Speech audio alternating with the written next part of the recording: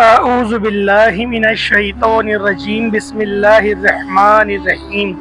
मोअज़्ज़ज़ ख़वातीनो हज़रात और दीन इस्लाम की मुक़द्दस माँ बहनों, अस्सलामु अलैकुम वरहमतुल्लाहि वबरकातुहू। उम्मीद करता हूँ आप सब खैर व आफ़ियत के साथ होंगे। अल्लाह पाक हम सब का हामी व नासिर हो। आज की जो वीडियो बनाई जा रही है, या रब्बाना, ए मेरे रब, ये इसका बाकमाल अमल है और वजीफ़ा के लिए हम इस वीडियो को बना रहे हैं। आप लोग वीडियो को पूरा देखिएगा, इंशाअल्लाहुल अज़ीज़ आपको पूरे वजीफ़े की समझ आएगी, क्योंकि इस वीडियो में 3-4 वजीफ़े आपसे शेयर किए जाएंगे। आपको जिस वजीफ़े में आसानी महसूस हो आप उस वजीफ़े को कर लें। यूँ तो ये अमल जलाली कहा जाता है, क्योंकि ये जो नाम है अल्लाह पाक का, या रब्बना, ये कुरान में भी बाज़ दफ़ा आया है, बाज़ क्या बहुत दफ़ा आया है, और हम दुआ के अंदर भी ये बार बार कहते हैं, जैसे रब्बना ज़लमना अनफुसना व इल्लन तग़फ़िर लना व तरहमना लनकूनन्ना मिनल खासिरीन।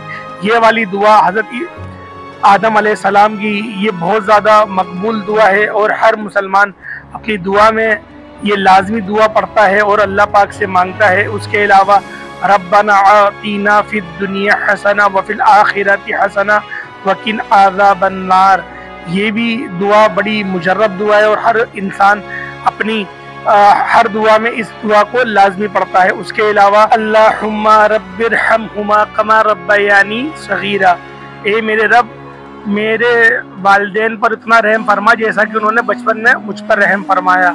तो लिहाजा ये कुरानी दुआ है, ये भी पढ़ी जाती है। तो मैं आप लोगों को यही कहना चाह रहा हूँ कि आप जब भी रात में सोते वक्त, जब आप सोने के लिए लेटे, उस वक्त आप लोगों ने सिर्फ 7 मरतबा ये कहना है, या रब्बना, या रब्बना। 7 दफा कह के फिर जो दुआ आप मांगेंगे इंशाअल्लाह मेरा रब आपकी दुआ को कबूल फरमाएगा। ये एक वजीफा हो गया। उसके अलावा जब आप लोग ईशा की नमाज पढ़ लें तन्हाई में, ईशा की नमाज पढ़ ली, अब ईशा की नमाज पढ़ने के बाद तन्हाई में जाके 51 दफा आप लोग या रब्बना कहेंगे, और इतनी आवाज के साथ कहेंगे कि आपको आवाज वो खुद आ जाए। अव्वल आखिर एक बार दुरूद इब्राहिमी पढ़ लिएगा, और फिर आप लोग जो भी दुआ मांगेंगे इंशाअल्लाह अल्लाह पाक उस दुआ को लाजमी कबूल फरमाएगा। देखिए, आपकी नीयत, आपका अकीदा, ये इस चीज़ की अक्कासी बयान करता है कि आपका अमल कितना मुजर्रब है और कितना करामत है। मैं आपको एक मिसाल देके समझाता हूँ। जिस तरह से मैं हर वीडियो में एक बात कहता हूँ कि आप लोग अपना नाम कमेंट सेक्शन में लिख दिया करें, ताकि आप लोगों का नाम लेके दुआ कर दी जाए, और जो लोग कमेंट करते हैं उनको मैं रिप्लाई देता हूँ। वो बात अच्छी तरीके से जानते हैं कि मैं उनसे एक ही बात कहता हूँ कि मेरा रब आपके लिए आसानी फरमाए। ये वो कलेमात हैं जो हमें अपने पीरो मुर्शिद की तरफ से अता किए गए हैं। इन अल्फाज के अंदर वो मोहब्बत और वो तासीर पोशीदा है कि ये अल्फाज हर काम के लिए बोले जाते हैं। मकसद, अल्लाह पाक से आपको कुछ भी चाहिए, अगर कोई बंदा दुआ दे रहा है कि मेरा रब आपके लिए आसानी फरमाए, यकीन करें आपके लिए आसानी वो कोई सी भी हो, पैसों की आसानी हो, उसके अलावा रिश्ते की आसानी हो, या दीगर कर्ज की आसानी, कोई भी मामला हो, अल्लाह पाक आसानी फरमा देता है। और मैं इस ही तसव्वुर के साथ कमेंट में आपको जवाब देता हूँ कि मेरा रब आपके लिए आसानी फरमाए। और तसव्वुर में ये होता है कि रब्बे जुल जलाल तेरी दी हुई तौफीक से इस बंदे ने इस वीडियो को देखा, और तेरी ही दी हुई तौफीक से उसने कमेंट करा, और इस अकीदे को, उस बुनियाद को बनाते हुए इसने कमेंट करा कि हजरत मेरे लिए दुआ करेंगे और अल्लाह पाक आसानी करेगा। अब तूने, तेरे सारे कामालात हैं, तेरा बंदा तेरे दूसरे बंदे के पास आया, तेरा एक बंदा तेरे गुनहगार बंदे के पास आया और कहा कि दुआ कर दो, और अब मैं उसके लिए दुआ कर रहा हूँ, और ये भी तेरी ही तौफीक है कि मैं दुआ कर रहा हूँ, और अब मैं दुआ करूं और तू उसको अता ना करे तो ये तो मैं जलील हो गया, ये तो मैं रुस्वा हो गया। और बेशक वतइज़्ज़ु मन तशाह वतज़िल्लु मन तशाह, इज्जत और इज्जत देना वो सब तेरे कब्ज़े कुदरत में है। तू ही चाहता है, जिसको चाहता है इज्जत देता है, जिसको चाहे वो जलील कर दे। अगर तू चाहता है मैं जलील हो जाऊं तो मुझे बेशक जलील कर दे। अगर तू चाहता है मुझे इज्जत देना तो मेरे बंदे के लिए, जो बंदा मेरे पास आया और उस तेरे बंदे ने मुझसे दुआ के लिए कहा, और मैं उसके लिए ये कह रहा हूँ कि आसानी फरमा दे, और तो तू इसके लिए आसानी फरमा दे। मेरा ये होता है नजरिया। तो लिहाजा इस नजरिए के साथ अगर मैं कोई भी काम करता हूँ तो मेरा रब उसके लिए आसानी फरमा देता है। ये आप लोगों के लिए मखसूस नहीं है, हम किसी को भी बोलते हैं, कोई भी हमारे लिए दुआ के लिए कहता है, हम उसको यही कहते हैं कि अल्लाह पाक आपके लिए आसानी फरमा दे, और मेरा रब आपके लिए आसानी फरमा देता है। तो आप लोगों का तसव्वुर यही होना चाहिए कि मैं अमल कर रहा हूँ, मेरा रब इस अमल को कबूल भी कर लेगा और मेरे लिए आसानी भी कर देगा। जब आपके ये तसव्वुर होगा तो इंशाअल्लाह आपका हर अमल कामयाब भी होगा और वो असर अंदाज भी होगा। तो लिहाजा जो तीसरा अमल है वो हर नमाज के बाद, कोई भी नमाज पढ़ लें, फजर, ज़ोहर, असर, मगरिब, इशा, किसी भी नमाज के बाद आपने एक तस्बीह आपने फ़र्ज नमाज पढ़ने के बाद और फ़र्ज नमाज के ही वज़ू के साथ आपने अल्लाह पाक के इस नाम की पढ़नी है, या रब्बना। ये आपने 100 मरतबा पढ़नी है। अव्वल आखिर दुरूद इब्राहिमी 3-3 बार पढ़ लिएगा और फिर आप लोगों ने पढ़नी है।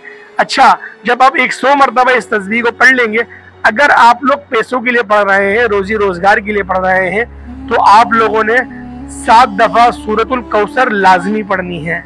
अगर आप लोग किसी मर्ज के लिए पढ़ रहे हैं, शिफा के लिए पढ़ रहे हैं कि कोई मेरे भाई है या मेरे वालिद साहब बीमार है, उनकी शिफा के लिए पढ़ रहे हैं, तो आप लोगों ने 11 मरतबा सूरतुल फातिहा पढ़नी है। इसके एंड में 100 बार पहले आप या रब्बना पढ़ेंगे और फिर आप लोग 7 दफा सूरतुल कौसर पढ़ लिएगा। अगर आप लोग उसके लिए चाहते हैं कि रोजी रोजगार अच्छा लग जाए, अगर शिफा के लिए चाह रहे हैं तो आप लोग सूरतुल फातिहा पढ़ लिएगा।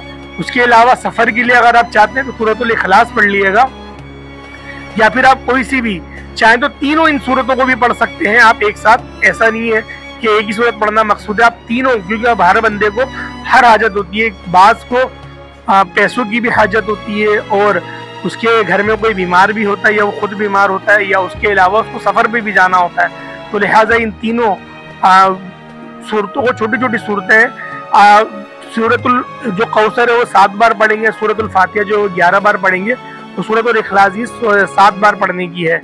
उसके बाद आप लोग दुरूद इब्राहिमी पढ़ लेंगे, जो आपने अव्वल में पढ़ा वही आप आखिरी में पढ़ेंगे और आपका ये अमल हो जाएगा।